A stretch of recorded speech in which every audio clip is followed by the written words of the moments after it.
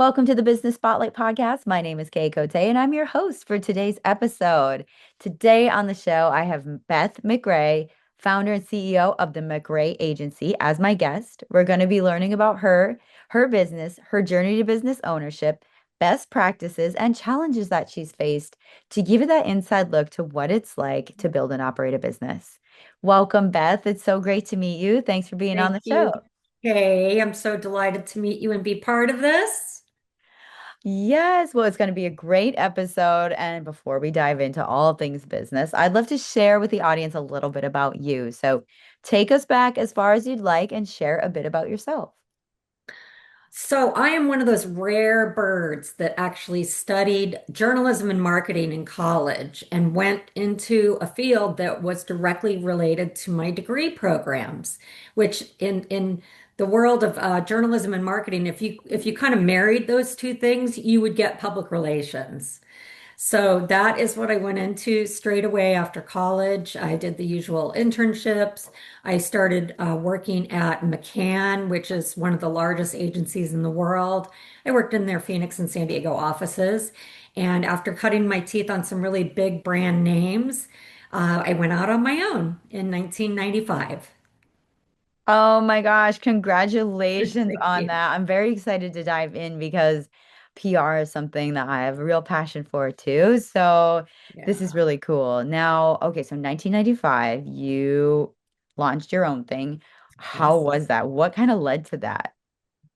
Well, a lot of things. First of all, I really like the idea of managing my own schedule and not being told what to do essentially, but also because I wanted to be able to select the clients I worked with rather than being assigned clients and told, you're going to work with this client, that client, etc.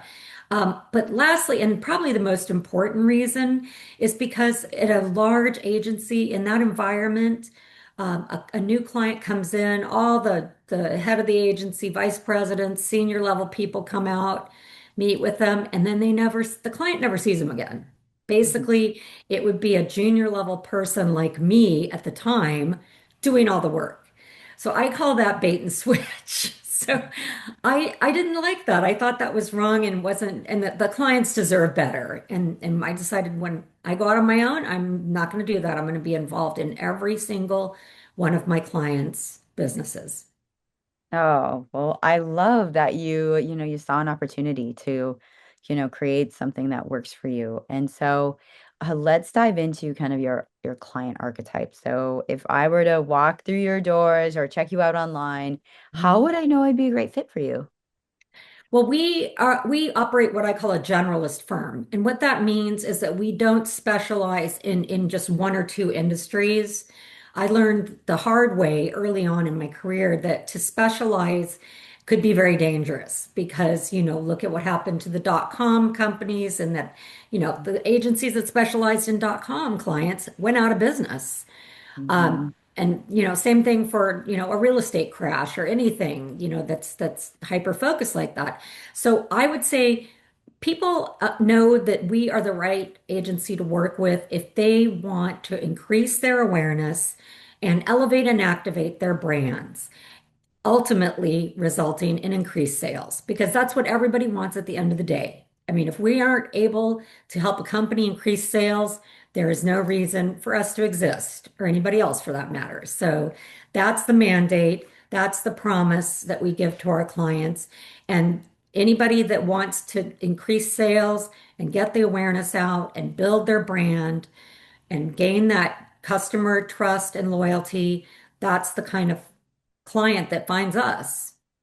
Wonderful. Now, do you specialize in a certain size of business, or is it kind of is there any parameters on that?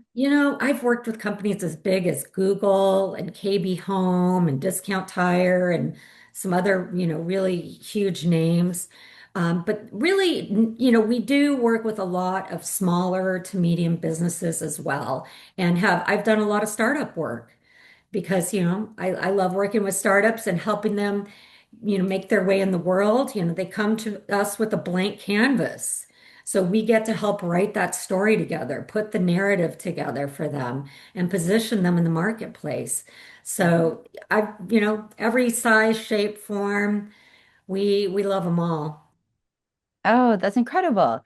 Okay, so I want to kind of learn about you and your kind of your day to day as the owner of the company, CEO.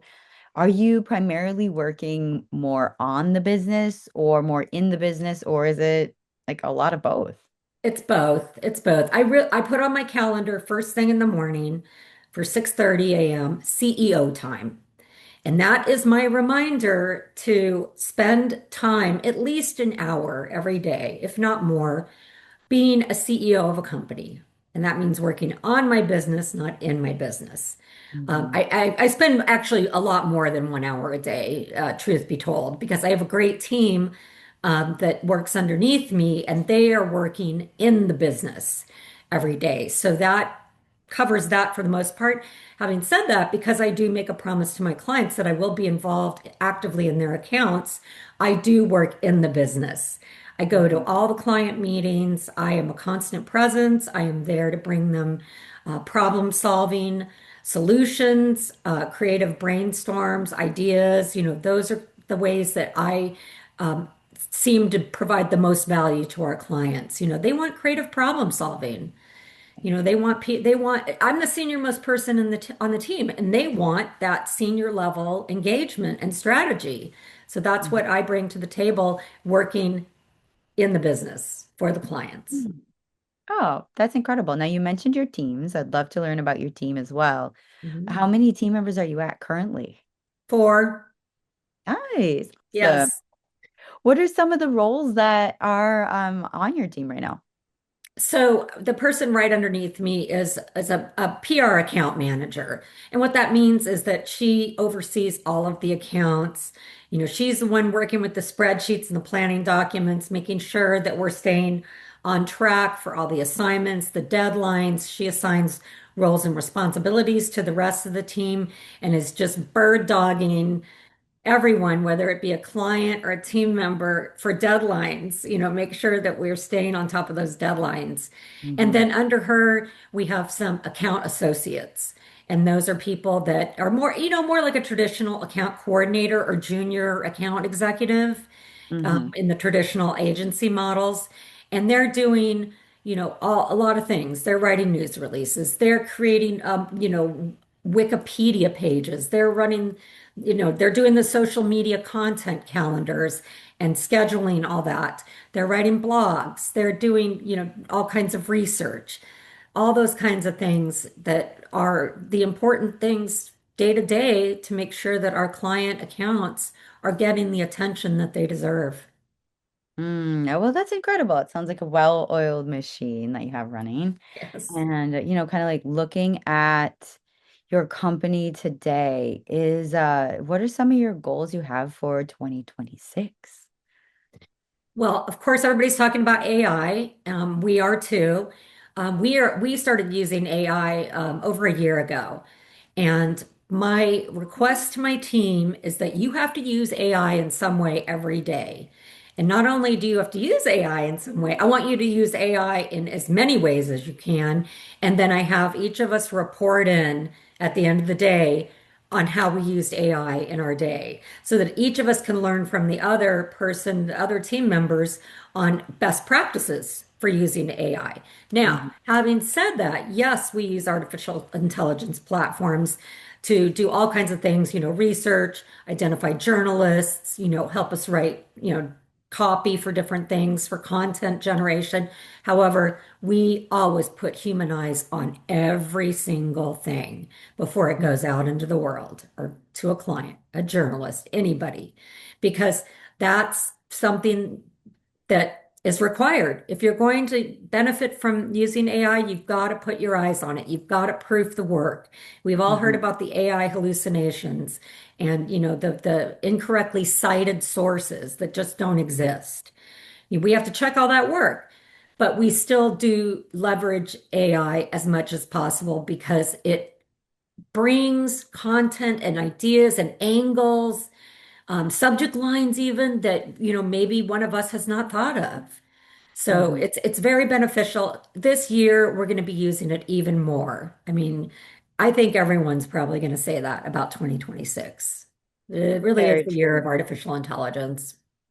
It's so true. And like the conversations I had, like this is like a golden nugget of a conversation, especially as the owner. It can be an incredible tool to save time and especially if you're writing a lot of content and you're like, running out of ideas or just even an idea generator. It's like, It oh, is. what about this? Yeah. It's a great idea generator. I brainstorm with AI platforms all the time, and I even create images Hmm. with them. You can use, ChatGPT, Claude, Gemini, whatever ones you like. And if you put in the proper parameters, what I use it for is I generate images to go with LinkedIn posts that I'm doing for myself and on behalf of the agency. So I really like that a lot. It's quite helpful. Oh, wonderful. That actually leads perfectly into my next question, which is all about marketing. And you mentioned LinkedIn. So, yeah, how are some of the ways that you're putting the word out about your company? LinkedIn is probably number one. However, having said that, I'm really excited about Substack. I created my first Substack newsletter about a month ago. It's called Beth McRae Buzz, and I am putting out all kinds of fabulous free content, whether it's about, how to nurture relationships with journalists, how to tell a good story, Hmm. how to come up with angles for public relations pitches, all kinds of topics related to PR and marketing, or here's one that I'm going to be doing soon. So, you want to be in PR? And answer questions and talk about what it's like to get into PR and how to do it. And maybe even go out on your own like I did. So I think Substack it's in its infancy, really, and I think we're going to see that thing really take off, and more people are going to be jumping on board. And there are people out there that are monetizing their Substack newsletters and have paid subscriptions and are making all kinds of money. So we're in the early days. It's more of like the pioneering times with Substack, but I really, really love that platform. Of course I do. I'm a writer by trade. I have a journalism degree, and it's all about writing. It's about writing and reading. Totally different than a TikTok situation, right? Like that's the antithesis of writing and reading. It's watching, it's visual, it's fun, it's, you know, quick little bites and stuff. So, yeah, highly recommend Substack to anybody that wants to get in on the early side as an early adopter of a new Yeah. technology, a new platform. I just looked it up. I'm gonna like research into it after this as well Yeah, because the podcasting and a lot of that content can go into writing. So sure. Yeah, yeah, that's a great tool. Well, thank you for sharing about it those is. like kind of some unique marketing tools as well as Mhm. some really awesome ones that people know. So now looking at, I want to see big picture. What do you have in your big vision for the next 3 to 5 years?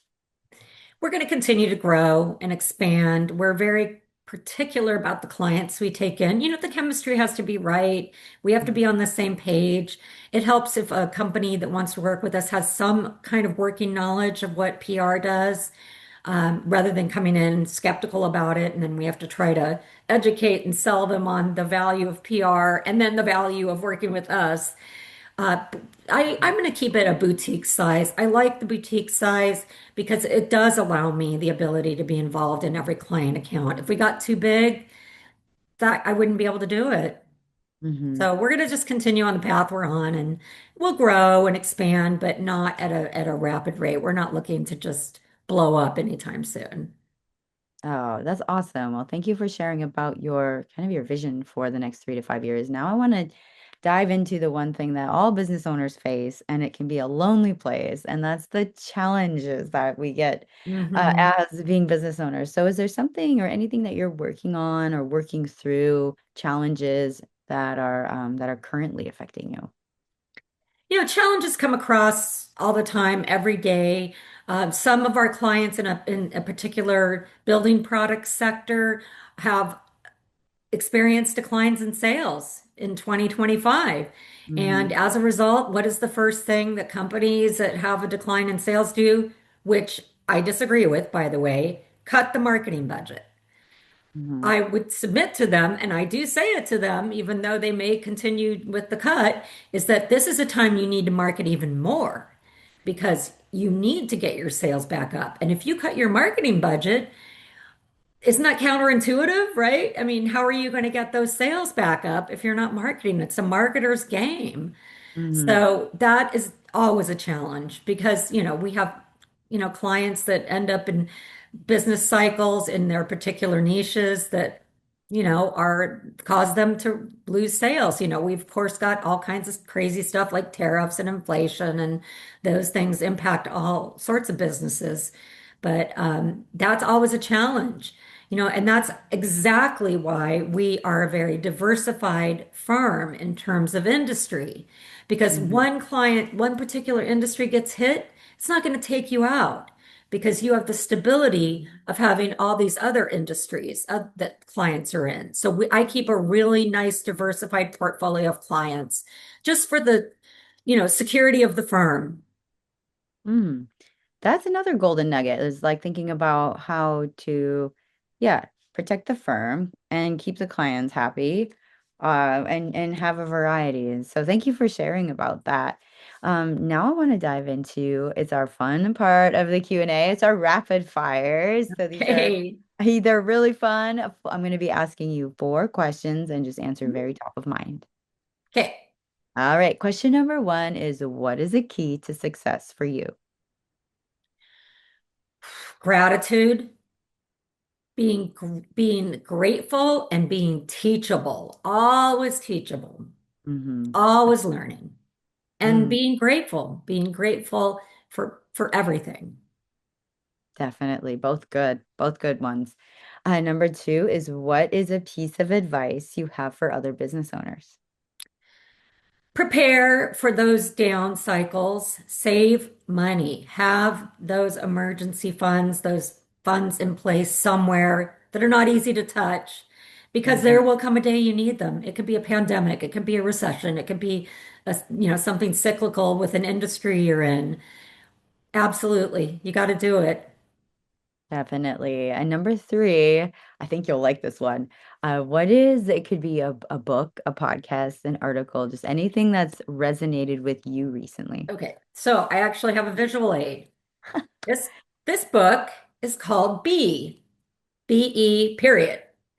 It's basically, well, it says on the cover, a no BS guide to increasing your self-worth and net worth by simply being yourself.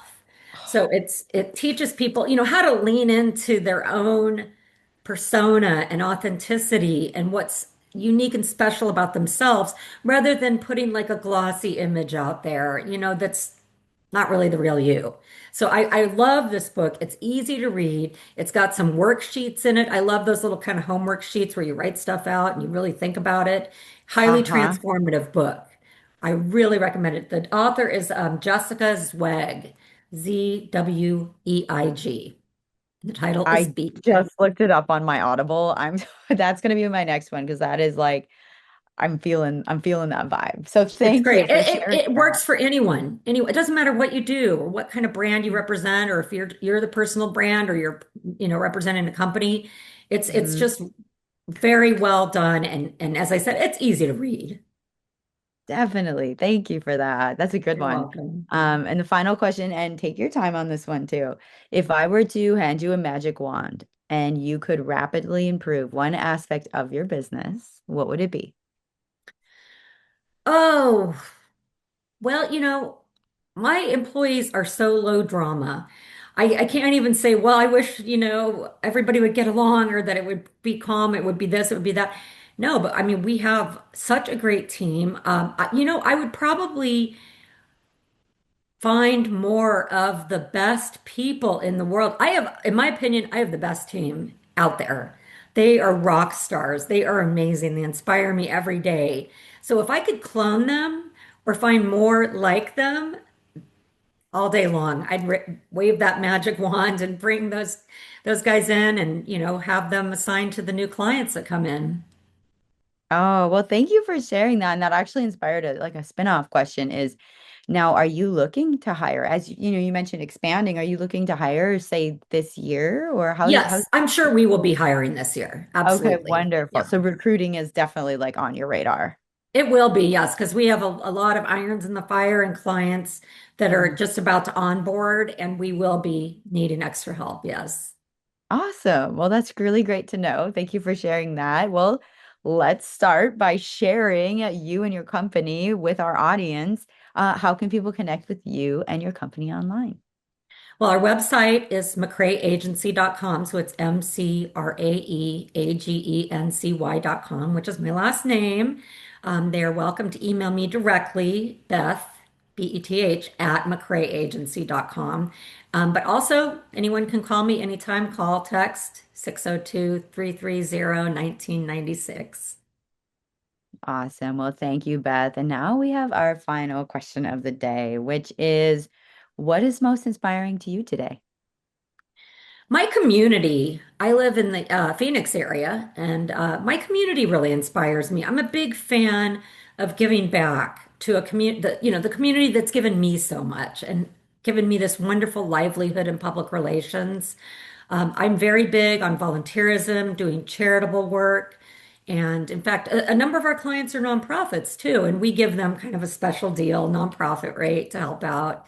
But yes, my community and all these wonderful people, and it really inspire me every day.